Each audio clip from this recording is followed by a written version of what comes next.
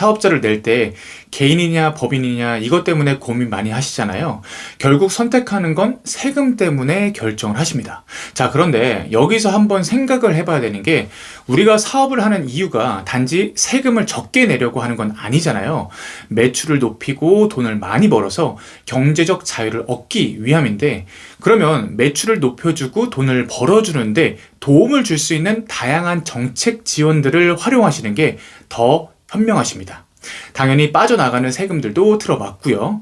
자, 그러면 우리가 어떤 사업자를 운영하느냐에 따라서 지원을 받는 게 다르다면 어떻게 할 건가요? 최대한 많이 받을 수 있게 만들어야겠죠? 자, 지금부터 최대한 많은 정부 지원 사업을 받기 위해선 개인과 법인 어떤 선택을 해야 되는지 딱 정리해 드리겠습니다. 결론부터 말씀드리면 개인 사업자, 법인 사업자 둘 다 활용하셔야 됩니다. 에이 뭐야 라고 하실 수 있지만 이게 정답이에요. 제가 실제로 그렇게 운영도 하고 있고요. 자, 그러면 그 이유에 대해서 들어봐야 되겠죠. 먼저 지원 사업을 크게 나눠 보겠습니다. 첫 번째로 저금리의 정책자금, 대출이죠. 두 번째는 R&D 출연금, 세 번째는 사업화 지원 사업, 네 번째는 고용 지원금, 다섯 번째로 바우처, 이렇게 나눌 수 있습니다. 첫 번째로 저금리 정책자금 대출은 개인 사업자, 법인 사업자 둘 다 운영하시는 게 좋습니다. 실제로 벌써 몇 년 전인데요. 코로나 때 전체적으로 어려워지면서 정부에서 많은 예산을 투입했었죠. 그때 수탁보증이라는 자금이 있었는데요. 워낙 건수가 많으니까 재단에서 처리하기가 어려워서 시중은행에게 개인 사업자들에게 2천만 원까지 보증을 해주는 그런 자금이 있었습니다. 법인 사업자들은 당연히 못 받았고요. 그리고 저신용자인 개인 사업자들을 위한 미소금융재단이라는 것도 있고요. 이렇게 개인 사업자들에게 더 기회가 열려 있는 게 현실입니다. 그러면 법인들은 못 받냐? 아닙니다. 그 외에 다른 자금들도 똑같이 받을 수가 있습니다. 그러면 왜 개인과 법인을 운영해야 되는지 궁금하실 거예요. 개인과 법인을 운영하면 서로 다른 회사이기 때문에 각각의 정책 자금을 받을 수가 있습니다. 그러면은 부채 비율도 나눠지고 대출에 대한 리스크도 줄일 수가 있겠죠. 그리고 궁극적으로는 개인과 법인이 장단점이 확실해요. 그래서 둘 다 운영하시면은 개인의 장점, 법인의 장점, 이 두 회사의 시너지를 낼 수가 있습니다. 그래서 저는 이거를 하이브리드 운영 방법이라고 부르고요. 이 하이브리드 운영에 대해서는 제가 마지막에 한 번 더 정리해 드리도록 하겠습니다. 그런데 하이브리드 운영을 하셔야 되는 분이 있지만 그렇지 않은 분도 계신데요. 1년 평균 매출이 이 표에 반도 안 되는 매출이면은 한 개 회사만 운영하시는 게 맞습니다. 그리고 경우에 따라서 다르겠지만 한 개의 사업자만 운영하려고 한다면 창업기업으로 만들어서 하시는 것을 제가 추천드립니다. 이유는 창업기업에게 지원을 훨씬 더 많이 해주기 때문입니다. 그리고 성실신고 대상자 표에 이 매출에 도달할 것 같은 사업자 분이라면은 이 하이브리드 운영에 대해서 꼭 검토하시고 확인해 보셨으면 좋겠습니다. 다음으로 R&D 출연금인데요. 흔히 기술 개발 자금이라고 해서 디딤돌, 팁스가 이에 해당한다라고 보시면 되겠습니다. 기술을 개발하는 것에 대해서 돈을 받아서 결과 보고하는 것이라고 생각하시면 되는데 이 선정된 기업들이나 나중에 엔젤 투자, 시리즈 투자까지 받을 거 생각하시면은 법인으로 하시는 게 좋습니다. 그리고 개인인 경우에는 나중에 법인으로 전환을 하시더라고요. 그래서 우리 회사가 전자, 전기, 제조, AI 등 기술 개발을 필요로 하는 기업이면서 매출이 바로 발생하기 어려운 그런 회사인 경우에는 R&D나 투자에 유리한 법인으로 하시는 게 낫습니다. 세 번째는 사업화 지원 사업인데요. 예창패, 초창패, 도약 패키지가 여기에 해당한다라고 보시면 되겠습니다.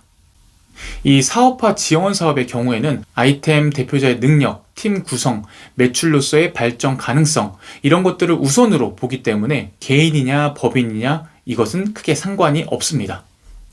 무엇보다 아직 사업자를 내기 전인지 창업인지 그리고 우리가 해당하는 업종인지를 확인하는 것이 보다 중요하기 때문에 창업 여부가 궁금하신 분들은 제가 만들어 놓은 영상이 있어요. 그거를 한번 참고해서 확인해 보시면 좋겠습니다. 그리고 고용지원금 바우처의 경우에도 사업자의 형태에 따라서 달라지지 않기 때문에 해당하는지를 확인하시고 지원을 하시면 되겠습니다. 정리를 해드리면은 저금리 대출은 개인 사업자만 가능한 상품들이 더 있기 때문에 개인 사업자, 법인 사업자 둘 다 활용하시는 게 좋습니다. R&D 자금은 개발하고 투자 받을 것까지 생각하신다면은 법인으로 하시는 게 좋습니다.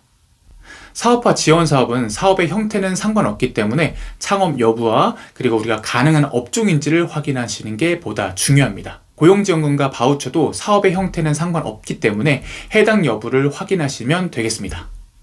그래서 제가 앞에 말씀드린 것처럼 개인 사업자, 법인 사업자 둘 다 운영하는 하이브리드 운영의 장단을 제가 설명드리도록 하겠습니다. 현금 유동성의 경우에는 당연히 개인 사업자가 더 좋죠. 왜냐하면 남는 거는 다 대표님의 몫이니까요. 그렇다 보니까 개인화하기에도 개인 사업자가 더 좋습니다. 하지만 그렇게 가져가는 만큼 세율도 높아요.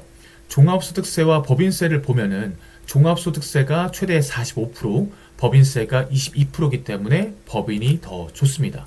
그리고 자녀나 가족에게 상속이나 양도할 때 법인의 주주 등재를 통해서 회사 가치가 낮을 때 적은 돈으로 회사의 주식을 가질 수도 있고 이익이 많으면 배당도 할 수 있기 때문에 법인이 더 좋습니다. 대표자 책임성의 경우에는 개인 사업자는 잘못되면 대표자 본인이 다 짊어져야 되고요. 법인의 경우에는 과점주주 여부에 따라서 달라지기 때문에 법인 사업자가 낫습니다. 그리고 신뢰의 경우에 무시를 못하는 게 뭔가를 구매할 때나 거래할 때 주식회사, 유한회사, 협동조합 등과 같은 형태의 사업자가 더 신뢰가 간다라고 많이 하더라고요.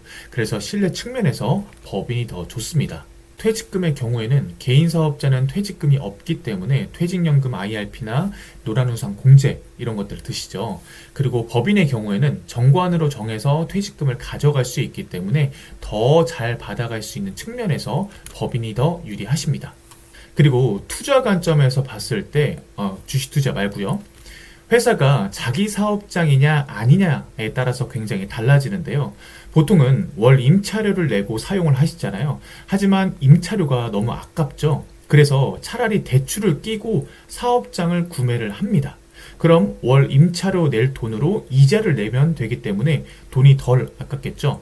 그리고 시간이 지남에 따라서 부동산의 가치가 상승함으로 인해서 이득도 볼 수 있고요. 그런데 부동산을 갖고 있으면 발생하는 건보료 상승, 종부세 부담, 그리고 팔았을 때 양도소득세 이런 것들을 고려해봤을 때 법인으로 취득하시는 게 보다 유리하십니다. 그리고 정책 지원은 앞에 설명드린 것처럼 둘 다 활용하시는 게 좋습니다. 그래서 개인과 법인의 장점을 다 가져갈 수 있는 하이브리드 운영 방법을 적극 추천드립니다. 오늘은 개인 사업자, 법인 사업자 둘 중 어떤 사업자의 형태가 유리한지에 대해서 알아봤는데요.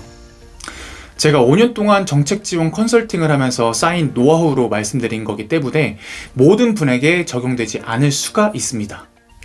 하지만 2개 이상의 업종을 운영하고 매출이 성실납세자 기준을 넘어가는 분들에게는 분명히 도움될 얘기고요. 꼭 고려하셔서 사업하실 때 최대한 많은 이득을 가져갈 수 있도록 운영하셨으면 좋겠습니다. 이런 노하우들을 많이 알려드릴 테니까 필요하실 때 보실 수 있게 구독과 좋아요 눌러주시면 감사하겠습니다. 그럼 지금까지 사업만사성이었습니다. 감사합니다.